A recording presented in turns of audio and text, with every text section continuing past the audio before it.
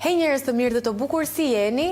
Në showbiz është bërë nami edhe pse unë bëra vetëm një ditë munges. Meriton Mjekiçi ka dhënë një intervistë të fundmi ku është pyetur për marrëdhënien e tij me Ilnisa Agollin dhe ai sërish ka zgjedhur të mos komentojë.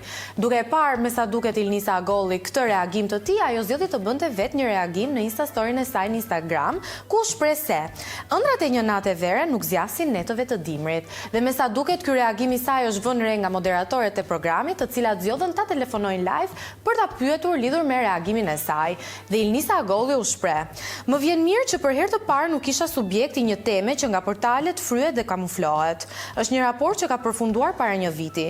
Ky statusi ishte fare i qartë që historia ka përfunduar. Nuk ka nevojë për koment."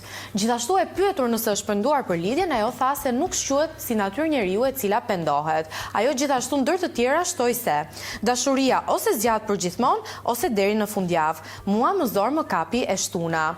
Ne nuk e dim ende se si janë ndarë çifti, se si është marrëdhënia mes tyre, por dukshëm ata ende nuk kanë një marrëdhënie shumë të mirë me njëri tjetrin.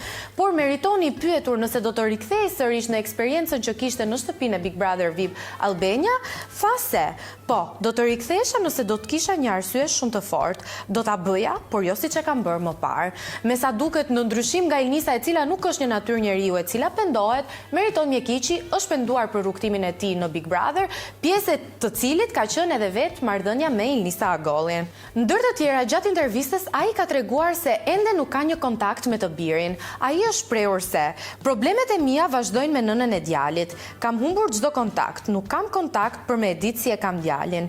Djali ka bosh 7 vjet, më mungon. Deri në fund kam e kërku djalin. Besoj se gjyqet do të vazhdojnë, do i përgjigjem deri në fund. Ai gjithashtu i është drejtuar ish partneres së tij me një mesazh publik, duke thënë se faj që jemi nda do të thotë se kemi shkuar mirë me njëri tjetrin, por të drejtën e djalit nuk mundesh me ma mohu. Ai gjithashtu ka thënë se është një nën e shkëlqyeshme, por në raport Loart Meriton ka abuzuar deri në maksimum. Por le t'i lëmë më njanë lajmet e hidhura, sepse Ina Pojani, motra e Megi Pojanit, ka postuar në rrjetet e saj sociale që është në pritje të ëmbël dhe bebushi pritet të vinë në jetë vitin e ardhshëm.